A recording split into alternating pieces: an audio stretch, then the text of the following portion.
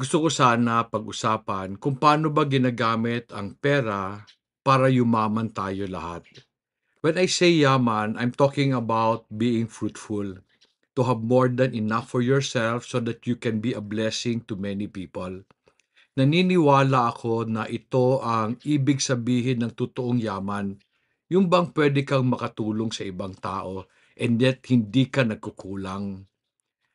I have always been telling people that money is just a tool and a reward of your hard work.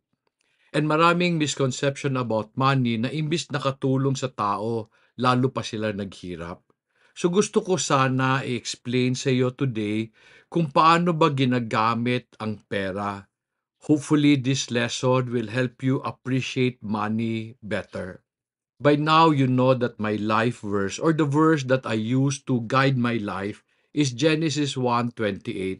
And let me just read that for you again. Sabi diyan, God blessed them and God said to them, be fruitful and multiply, fill the earth and subdue it, and rule over the fish of the sea, over the birds of the sky, and over every living thing that moves on the earth. I have told you many times that this was the first commandment God gave to man. And ang first commandment ng isang may-ari o isang leader is very important because in the first commandment, sinasabi niya kung ano ang gusto niyang gawin ng mga tao niya. So after God created the world, sinabi niya to kay Adam, I want you to become fruitful. You multiply, you fill the earth, you subdue it and rule over. And because of this idea, that's a very important commandment, I have been studying this idea of fruitfulness and have been relating to the way I do business and live my life. I discovered in my study that when God said, be fruitful, He was giving us a model of how we should live our lives, do our business, and even use money. So I would like to talk about the ways of the plant in more depth and then mamaya i-relate ko siya sa paano gamitin ang pera. So sabi ko na sa inyo many times that to become fruitful, you need to go through a process. Magsisimula sa isang binhi na maliit, dapat yung tanim lumaki ng healthy. Pag healthy siya, kusa siyang namumunga. And I have been telling people many times that the plant does not worry about producing fruit. Its worry is to grow healthy. Ang bunga kusang lumalabas. But let me explain to you the stage of a plant's growth para maintindihan natin paano ginagamit ang pera later. The plant's life starts from a very simple seed. Do you know that the seed contains everything the plant needs in order to start its life? Yung maliit na binhi na yon, seed, sa Bisaya, similya, yun contains everything the plant needs. Hindi mo siya kailangan dagdagan. In fact, when the plant is germinating, putting fertilizer on a germinating plant will stunt its growth or even kill it. Now, why will this happen? You see, synthetic fertilizers are chemical, para siyang purong pagkain. During germination, yung roots ng tanim are very fragile. Hindi pa sila malakas. So, pag bigyan mo sila ng solid food, ikinamamatay niya. Parang bata, when it is just 3 months old, pakainin mo ng karne, namamatay ng bata kasi hindi niya kaya i-absorb yon. So after germinating, ang unang gagawin ng tanim is magpalakas ng roots. The roots are the most important part of the plant. I say that the roots decide how big the plant will grow and how fruitful it will become. To understand this, madali lang ang ibig sabihin nito kung naintindihan mo yung photosynthesis. I'm sure nung nag-eskwela ka, even sa elementary, ine-explain nila sa atin ito. The plants get carbon dioxide from the air, gets water from the ground, it will produce carbohydrates so that it can fuel the growth of the plant and eventually produce fruits. You see, carbon dioxide is unlimited. But what limits the plant from being able to make more food is its ability to get water from the ground. Ang kumukuha ng tubig sa ground are the roots. So kaya siya importante. Pag lumaki yung roots, lalaki yung tanim kasi mas marami siyang magagawang pagkain. The other reason why the roots are important is because the roots give the plant the ability to make food from the resources around it and anchor itself. Para hindi madaling matumba ang isang tanim, the roots must grow deeper. Para marami siyang makuha ang pagkain, the roots must grow wider para mas marami siyang na ma-access. I want you to take note of the word ability. Kasi isa to sa key ng paggamit natin ng pera later. In order for the plant to grow healthy and strong, the key to its growth is for the plant to be able to make more food from the food it has already. Nung nasa seed pa siya, ginamit lang niya kung anong meron siya. And yung pagkain na yon was enough to produce a few roots and a few leaves. And then nung meron na siyang roots and leaves, gagawa siya ng pagkain sa makuha niya sa palibot niya. Habang lumalaki yung roots and leaves, gumagawa siya ng mas maraming pagkain. What do I mean by this? Let me show you. The roots will get food from the ground, give it to the leaves. As the leaves receive water, it now takes this water and mix it with carbon dioxide so that it can produce carbohydrates. Ang una niyang bibigyan ng pagkain, yung roots, para the roots can grow and give more water to the leaves. The leaves will make more food and give it to the roots.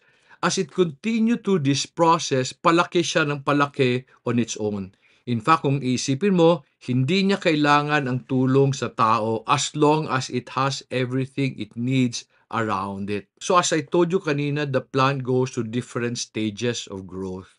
Sa starting stage or tawag germination stage, the seed will use its food to produce roots so that it can start its journey to fruitfulness. Pag meron na siyang roots and leaves, it will now transition to the growing stage. Ang tawag naman yan sa agriculture is the vegetative stage. It is the stage where it make a lot of leaves so that it can make more food. During this time, ang focus ng tanim is to make more food from the food it has already. At the same time, during this stage, the plant will also save food so that it can eventually produce fruits. You see, fruits are not developed overnight. They're developed over time. So yung tanim, dahan-dahan niyang iniipon ito para later i-release niya ito. However, there is another reason why the plant saves. The plant saves so that it can survive calamities. Have you ever seen yung picture sa background ng slide na yan? Alam mo, isang puno na naputol, and yet maski naputol siya, may umusbong na bagong shoots. Ang tanong, saan ang galing yung pagkain na ginamit ng tanim para mag-produce ng bagong shoots? It comes from the food the plant saves from its roots and also from its body. So ginagamit ng tanim ang savings para mag-survive siya sa calamity. Alam ba nyo na if you force a plant to bear fruit during this stage, you will either kill the plant or stunt its growth? Today, merong technology na pwedeng pilitin ng isang tanim mamunga. They will inject a chemical that will force the plant to flower. Pag nag-flower na, ngayon mapipilitan siya maglabas ng bunga. Kaya namamatay ang tanim when you do that is because yung pagkain na kailangan niyang gamitin para palakasin yung katawan niya, ilalabas niya yon. So it becomes very weak. When the plant is able to go through the vegetative stage properly, it will then go through the fruiting stage. During the fruiting stage, the plant will release all the food na tinago niya. Itatago niya ito sa isang container na tawag fruit. You see, fruits are just storage container of the excess food the plant produces. And interestingly, yung pagkain na tinago niya, hindi niya na kailangan. Kung hindi mo siya kinuha, mabubulok siya. Pag yung tanim naman, pag hindi mo siya kinuha, hihinto siya pagbunga. Pero pag kinukuha mo siya sa tamang panahon, bunga siya ng bunga. Ilalabas niya yung sobra niya. Friends, I need you to understand, fruits are natural byproduct of healthy plants. Kaya nga sabi ko parate, plants do not worry about producing fruits. They worry about being healthy because fruits come out naturally. Alam ba nyo na one of the most amazing thing about the plant, yung tanim, pag healthy, every year bunga siya ng bunga. And that is one of the wonderful thing about farming. Kasi kung yung puno mo healthy, you work hard when the plant is young, hihintayin mo, so you need to be patient. And yet, when you have grown it well, in the future, bunga lang siya ng bunga. You know, it talks about the journey of an entrepreneur. Sa simula mahirap, matagal kumita, pero pag kumikita na yung negosyo niya, kita lang yon ng kita. So I'd like you to know that every seed has the potential to become fruitful. However, it does not become fruitful on its own. They need a good farmer to bring out their potential. So I have just shared with you the ways of the plant. Paano natin ngayon gagamitin itong idea na to pagpalaki ng negosyo? And saan pumapasok ang pera? You know, when we are in business and even when we are starting life, supposing wala kang pera pang negosyo, kailangan mo magtrabaho, ang tanong natin parati is, saan ako magsisimula? Friends, I need you to understand that you already have everything you need to start a good life. Lahat ng kailangan mo, andyan na sa iyo. Unfortunately, many of us do not appreciate what we have. Naghahanap tayo ng mas maganda. One of the things I need you to always remember, you do not need to go elsewhere to create a fruitful life. In fact, sinabi ito ng Bible. In my favorite verse in Genesis 1:28, sabi diyan, God bless them. Even before God commanded man to become fruitful, He assured him na meron na siyang binigay na biyaya na pwede niyang gamitin. Unfortunately, many of us would say, ang liit eh. Di ba sabi ko sa inyo kanina, yung seed, hindi siya nagrereklamo. Yung maliit na seed na yon can grow a very, very big tree. So if you are asking me, saan ako magsisimula, then I say this. What you have is a clue to what God wants you to do. However, with regards to money, people believe that lack of financial capital is the reason why many small businesses fail. And over time, in my experience, I discovered that this is not true. Hindi ito ang rason bakit tayo nag-fail. In some of my lesson in the past, I explained to you ano ibig sabihin ng wealth according to the Bible. Especially in the Old Testament, the Hebrew word for wealth is chayil. It does not mean money. It means physical strength and noble character. Basically, ang sinasabi sa atin itong prinsipyo na to, kung meron kang lakas, kaya mo magtrabaho, and tama ang ugali mo, kaya mong gumawa ng pera. Para sa akin, physical strength and noble character defines your ability. Merong binigay na biyaya sa iyo ang Panginoon, it may be small. Pag ginamit mo ito through your abilities, Bible is telling us na pwede tayong gumawa ng yaman. In fact, when people are trying to explain how a business grow, they even use the plant as a model. May introductory stage, may growing stage, may maturity stage, and then sabi nila, after a while, it declines. Well, that may be true for some product.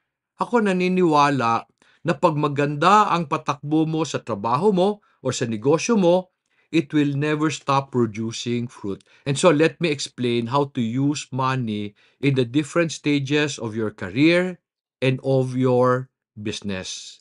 When you are starting your career or your business, money must be used to develop abilities and to provide for your needs. Ano ibig sabihin ko? Normally, pag nagsisimula tayo ng trabaho, maliit ang sweldo. So, nagrereklamo tayo kulang. Pero you have to understand na the reason maliit lang yan because maliit pa rin ang abilidad mo. So, when a person is starting a job, yung sweldo na tatanggap niya must be seen as a blessing to be able to provide for his needs and also grow his ability. During this time, during startup, money should be used or intended to pay tuition fee. Lahat ng bagay na nagsisimula maraming tuition fee. Ibig sabihin, bayad sa mali. Let me explain this. Many years ago, when I started to grow goats, I was able to produce 90 goats from 12 initial dose. At can you imagine, napadami ko sila. Ang dami naming mali and ang dami kong perang nawala. But I was happy. Kasi sabi nila, mahirap magpalaki ng kambing. When you are able to grow them, ibig sabihin medyo meron kang galing. And then one day, I heard a news that a shipload of Dorper ships will be coming to Mindanao. And sabi nila sa akin, mas madaling alagaan ang tupa or ang karnero kaysa kambing. So I got excited. I was hoping na makauna ako sa ibang tao. And meron akong ipon noon. Bumili ako ng 6 na karnero. And ang isang karnero, 30,000. During that time, ang isang baka, 30,000. So itong karnero na to, 30,000, man yung presyong baka kasi pagsimula. I was very, very excited. We built a new house for them. We were caring for them. And then, 4 months after, namatay yung tatlo. So how much money did I lose? 90,000. So ginawa ko nung namatay sila, pinicturan ko sila, dinala ko dun sa doktor na pinagbilan ko. Sabi ko, Dok, ano nangyari? Sabi niya, Dong, sinipon. Sabi ko, ha, Dok, wala naman kaming nakitang tumulo sa ilong niya. Sabi niya, Dong, iba yan sila. Yung sipon niya nila nasa loob ng katawan. True enough, nung binuksan namin, basang-basa yung katawan.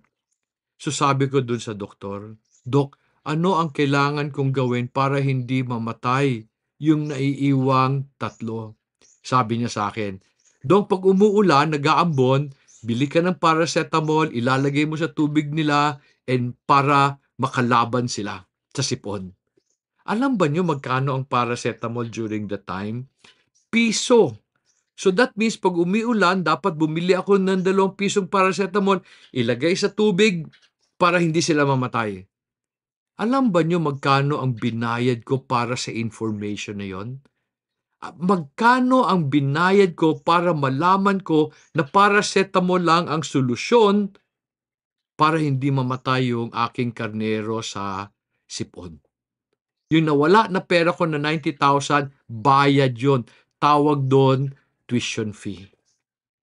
Alam mo, many of you hate the idea of starting from the bottom. Gusto niyo mag-start kaagad sa mataas. Kasi ang feeling nyo, meron na kayong galing. Pag nagsisimula kayo ng isang trabaho, you have to understand na marami kang maling gagawin maski educated ka. Ang tawag doon sa mga mali mo, tuition fee. When you are in business, the reason why I encourage people not to have a lot of money during startup kasi marami kang babayaran tuition fee. Parang yung karnero ko. Supposing I bought 20. So that means I will have to spend 600,000 pesos. Will the lesson change? No. Baka 10 ang namatay nun. So ngayon, ang tuition fee ko, 300,000. Ganon din pag nagtatrabaho ka. Ang kinaganda nga ng employee, pag nagkamali ka, yung kumpanya ang magbabayad. Kaya when you are starting, maliit muna bayad sa'yo. Kasi kulang ka pa ng abilidad. So therefore, I would often tell friends who are starting a business, having more money at this stage is detrimental instead of being beneficial. Kasi when you are starting and marami kang pera, you tend to buy the solutions. Tapos pag malaki yung sweldo mo sa trabaho, maski wala kang alam, you tend not to appreciate it. So importante maintindihan nyo na pag nagsisimula kayo ng career o nagsisimula kayo ng negosyo, hindi kita ang importante. Kung hindi yung mga bagay na matututunan mo. Yung sweldo mo o kinita mo, pangtustos yun to provide for your needs and to develop your abilities. Let me show you how Amazon or this ultra big company started. Ito ang opisina ni Jeff Bezos nung simula. So friends, I need you to understand that the great businesses of today did not start with a lot of money. They started with what they had.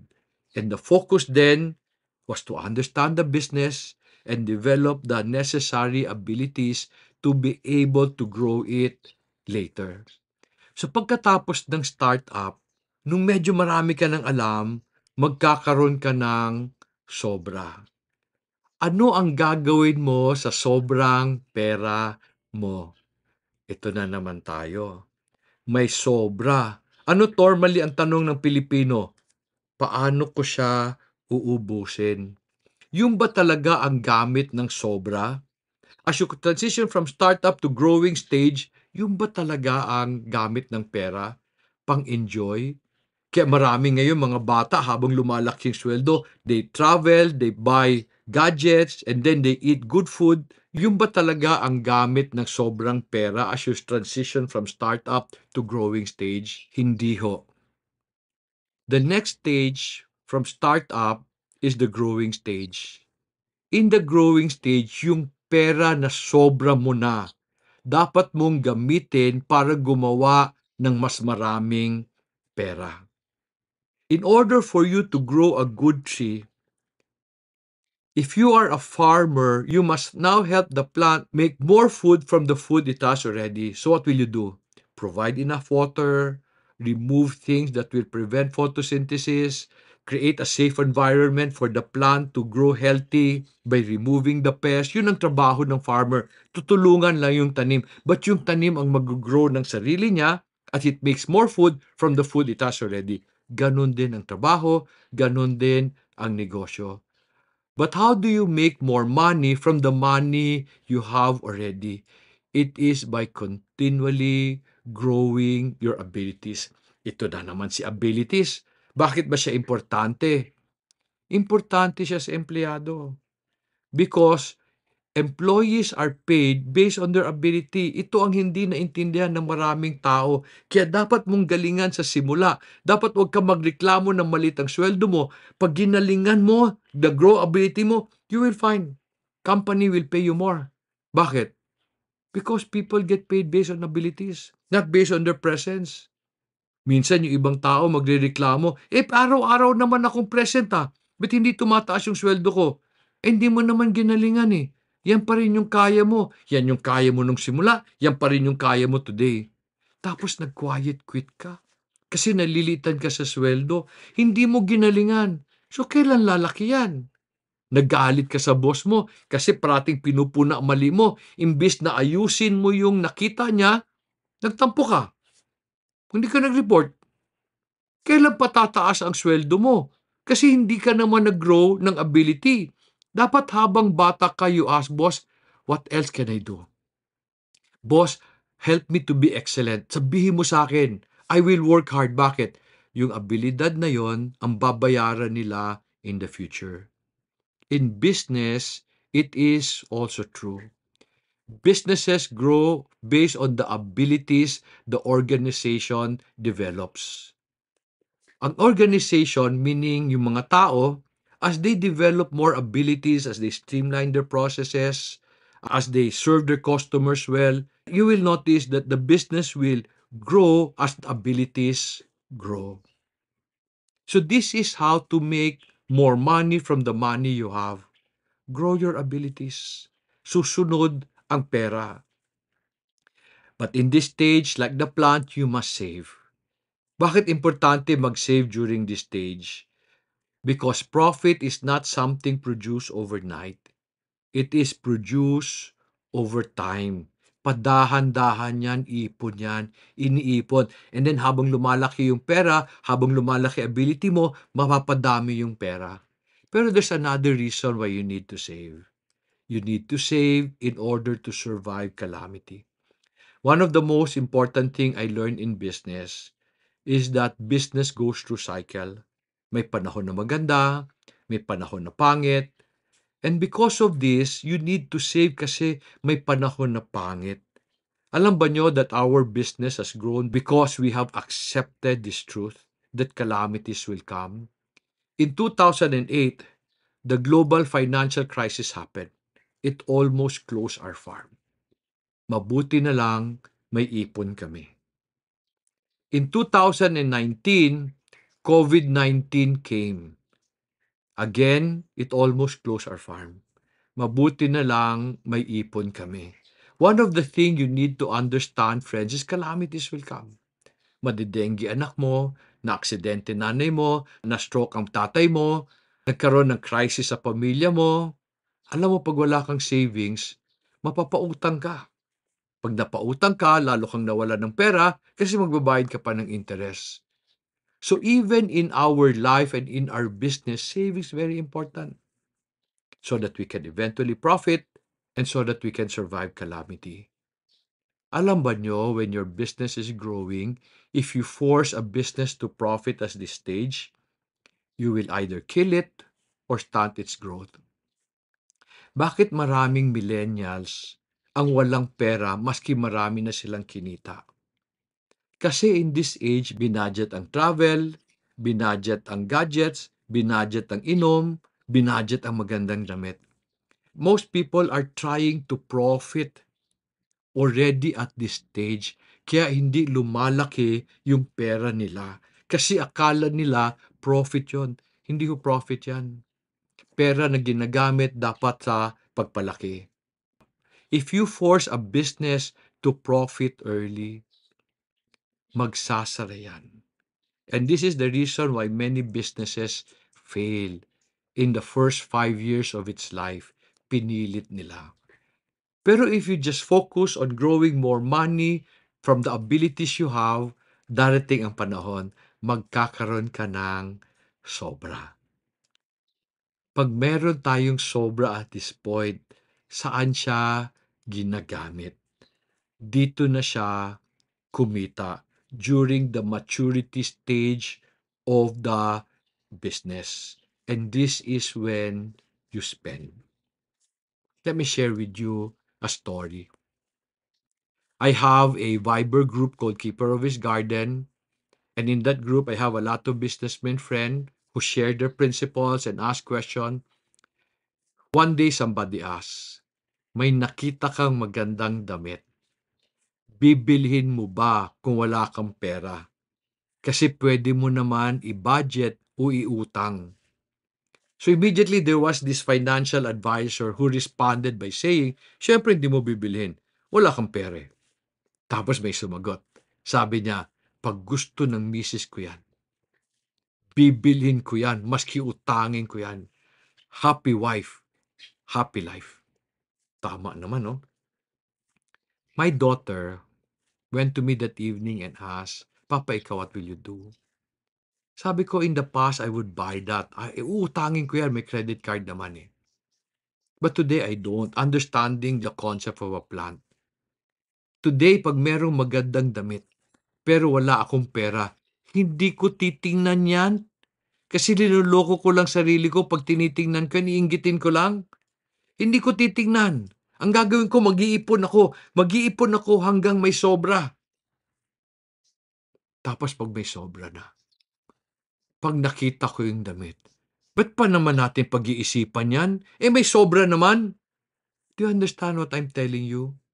You are hurting yourself if you take money from your salary early, na kulang pa siya.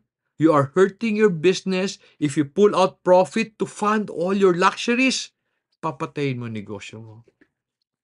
Friends, you have to understand profit is a natural byproduct of a healthy plan. Hinihintay yan sa tamang panahon. Profit also grows based on the strength and health of your infrastructure. What is infrastructure? Para sa akin, ang infrastructure is not your building, not your computer system, not your vehicle.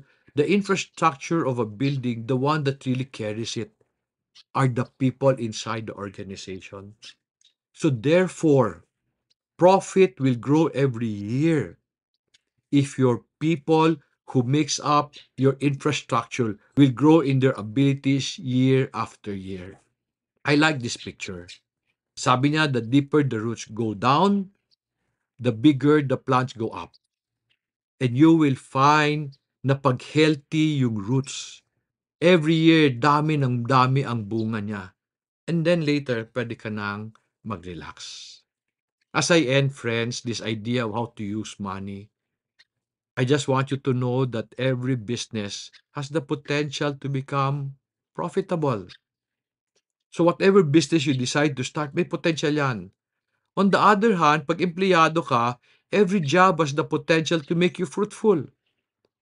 However, your job and your business do not become profitable or fruitful on their own. They need good workers and entrepreneurs to bring out their potential. Money is just a tool and a reward. Sana nakita mo paano mo dapat gamitin ang pera sa paglago ng buhay mo. Because I'm really hoping that I can help as many Filipinos as possible truly become fruitful in their lives. Salamat for listening. In your small group, you can discuss these questions. The first question it says, have you been wise in the way you handle your money? What is your bigger concern? Growing your money or growing your abilities? What character trait should you develop in order to become fruitful? I hope you will enjoy your small group discussion. Sana mas naintindihan mo paano gamitin ang pera today. Thank you for being with me again today. I hope you will be able to take a step forward to your journey to fruitfulness.